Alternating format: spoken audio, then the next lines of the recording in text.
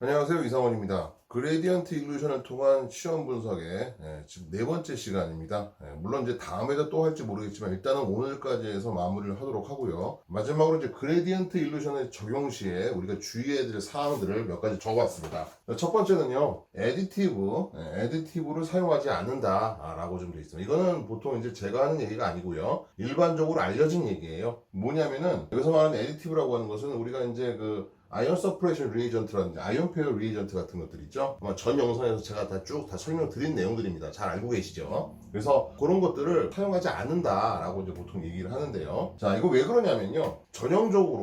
전형적인 A, B 솔루션을 보통 얘기를 하면은 A 솔루션 같은 경우는 이제 뭘로 되어 있냐면은 무로고요. 버퍼 성분, 그 다음에 이제 아이언 서프레션 리에이전트, 트리치라민이라든지 뭐 아니면 아이언 페어 리에이전트 이런 것들을 넣어서 우리가 A 솔루션을 만듭니다.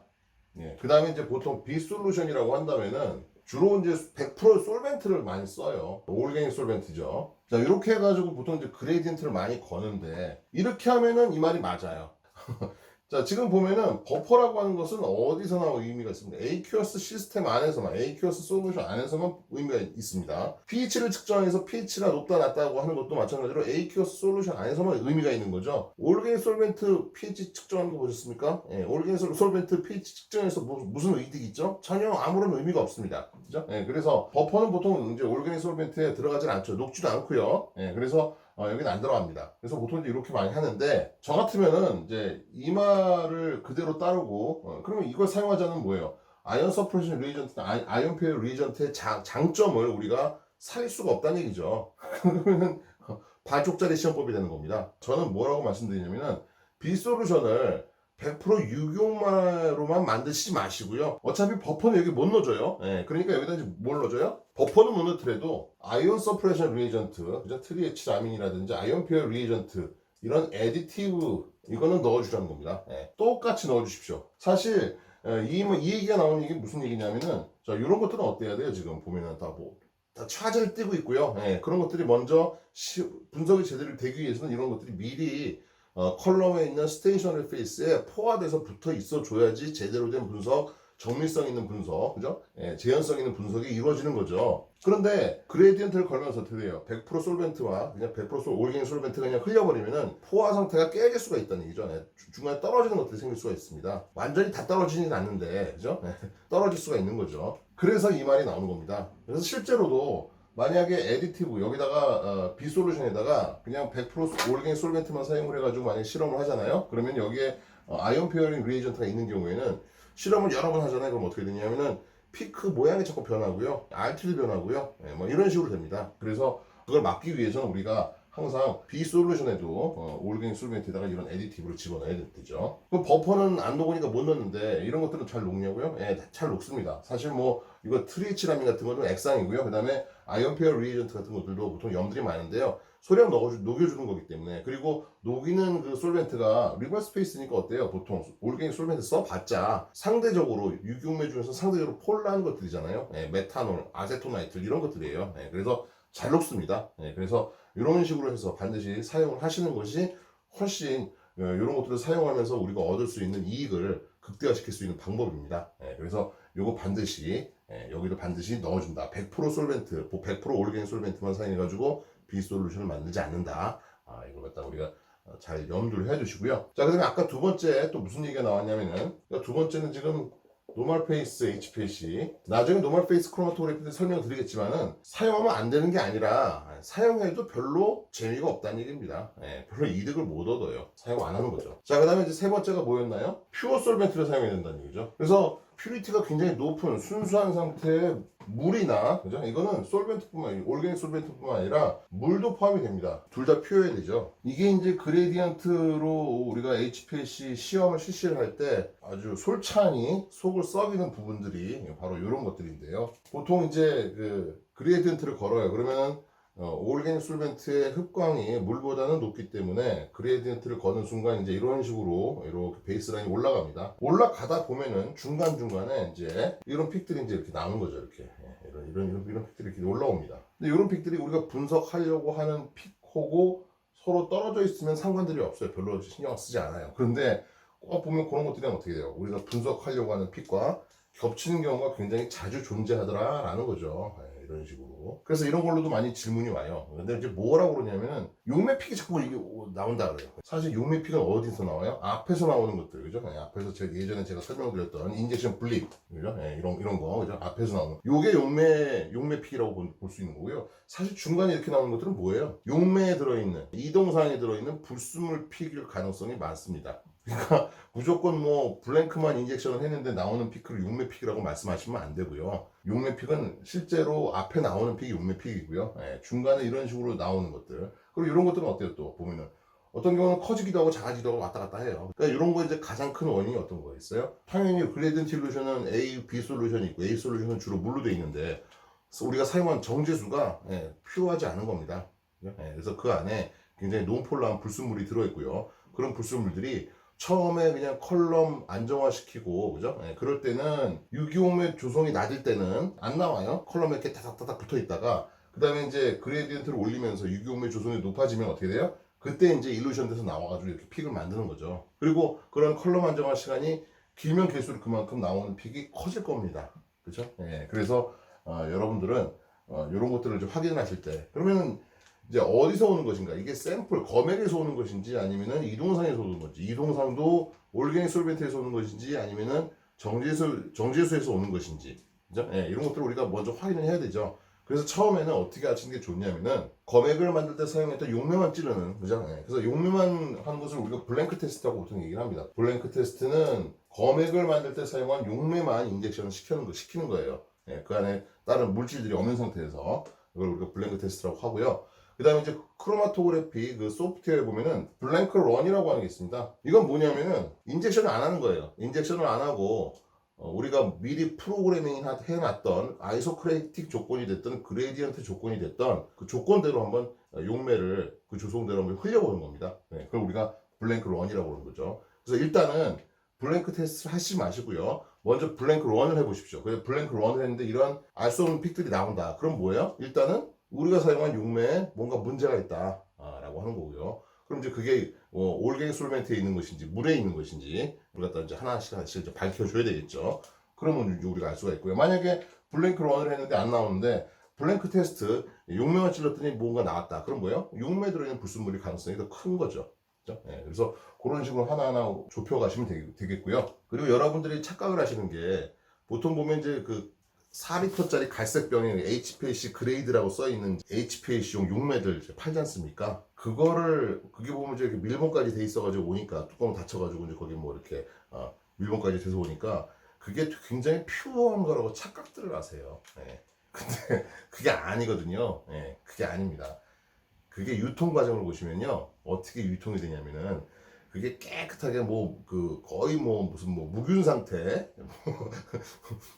무균실에서 먼지 하나도 안 들어간 상태에서 이렇게 만들어가지고 아주 뚜껑까지 닫고 해가지고 이렇게 주사제 만드는 것처럼 만들어서 오는 게 아니라 중간에 유통업자, 그리고 그것도 우리나라가 중간에 유통업자가 생겼어요. 그래서 벌크로 들여옵니다. HPLC 그레이드 솔벤트, 그 다음에 이제 그 정제수를 벌크로 들어오고요. 그것들을 갖다가 병에다가 소분을 해서 파는 거예요. 그러니까 병에다 소분해가지고 밀봉하는 건 우리나라 국내에서 하는 겁니다. 근데 국내에서 하는 데가 유통업자들이 돈이 세가지고 무슨 제약회사 무슨 공조 시스템이 있는 것처럼 무슨 A 그레이드처럼 이렇게 만들어가지고 이렇게 하는 게 아니잖아요. 그러니까 어떨 때는 먼지가 많은 밖에서도 이렇게 소분할 때도 있고 그래요. 그래서 여러분들은 반드시 HPLC 그레이드 솔벤트 혹은 HPLC 그레이드 퓨어 워터라고 하더라도 구매를 하신 다음에 반드시 0.42% 멤브레인 필트레이션을 하십시오. 멤브레인 필트레이션을 하시면서 진공을 걸어주잖아요. 그러면서 같이 디게싱도 같이 하시고요. 그 다음에 그런 것들 여과하시잖아요. 그러면 벌써 멤브레인 필터에 시커멓게 띕니다. 그러니까 여러분들 그냥 그거 그대로 믿지 마시고요. 반드시 퓨어한 거 사다 쓰시고, 그리고 제가 여기서 또 유튜브에다가 무슨 또 회사 이름까지 얘기하고 그러면 또 좀 골치 아프니까 제가 그런 얘기는 안 하겠는데, 웬만하면은 좀 비싸더라도 좋은 용매를, 퓨어한 용매, 그죠? 우리가 얘기를 들어봤을 때 어떤 회사 거 깨끗하고 품질 좋은데 비싸, 그죠?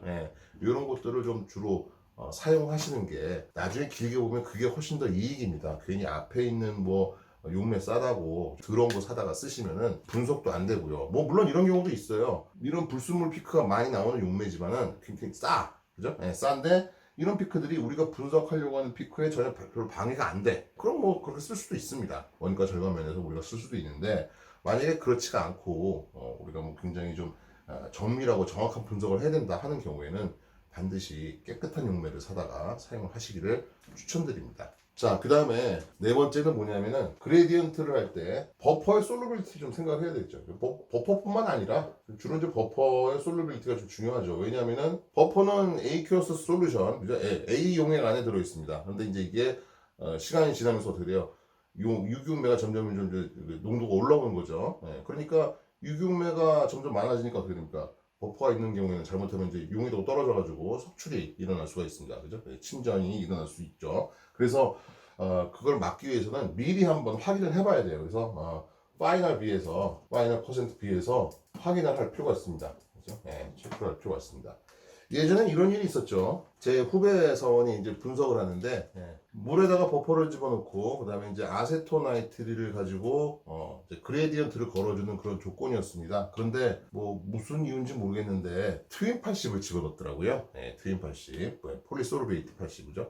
그래서 폴리솔베이트를 트윈 80을 집어넣는데 이게 뭐 물론 다른 뭐 어디 그 시험법에 나와 있는 걸 그대로 이제 차용해가지고 이제 사용을 한 거겠죠. 근데 폴리솔베이트 트윈 80을 물에다 넣으면 잘 녹아요. 그런데 거기다가 아세토나이트를 조금씩 집어넣잖아요. 그러면 뿌옇게 침전이 생깁니다. 그런데 더 골 때리는 거는 거기다가 아세토나이트를 더 많이 집어넣잖아요. 다시 녹아요. 그냥 아예 그냥 침전이 생겨가지고 그대로 있으면 뭐 막히거나 이러면 이제 이거 뭐 이런 문제가 있구나 해서 넘어갈 텐데, 이게 뭐 압력이 크게 오르거나 뭐 이런 거 없이 그냥 슬렁슬렁 넘어간단 말이죠. 그러니까 이제 알아채지 못한 겁니다.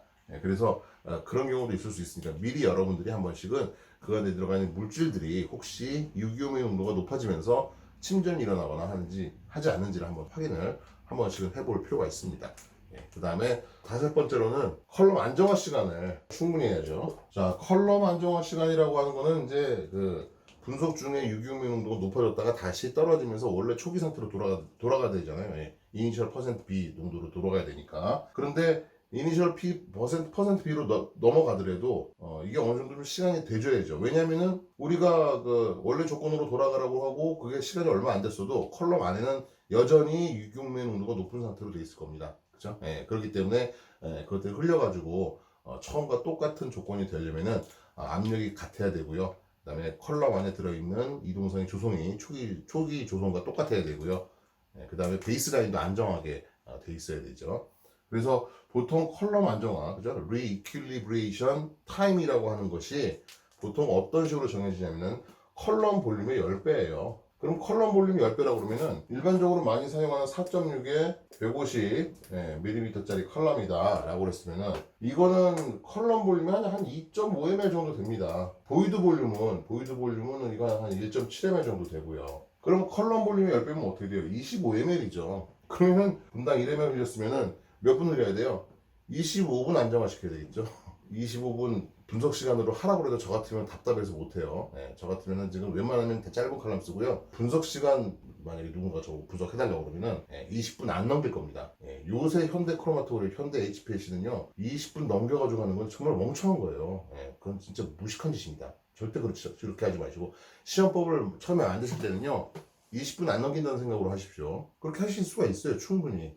그렇게 될 수 있는 칼럼들이 워낙 많이 나와 있고. 근데 옛날처럼 무슨 뭐 250짜리 써가지고 무슨 60분씩 하고 막 100분 넘기고 막 이런 거는 정말 옛날 저 한창 시험할 때 그때 얘기입니다. 지금 그렇게 하면 안 되죠. 퇴근이 빨라야 될 거 아니에요. 그쵸? 그것 때문에 퇴근을 못하면 어떡해. 자, 그래서 10배 이거는 사실 이론적인 얘기고요. 어떻게 하는 게 좋냐면은 인젝션을 할 때마다 항상 초기 조건을 똑같이만 만들면 됩니다. 그래서 반드시 뭐 10배에서 뭐 25분 흘리라는 얘기가 아니라, 예를 들어서 분석 시간이 뭐 10분이면은 그러면은 컬럼 안정화 시간이 뭐 5분 이상 되면 안 될 거 아니에요. 그러니까 보통 한 3분이나 4분 정도 두고요. 좀 길면 5분 정도 두고요. 그 대신에 이제 인젝션을 똑같이 하는 겁니다. 저 같은 경우는 어떤 식으로 하냐면은 시퀀스를 걸어요. 시퀀스를 쭉 걸고요.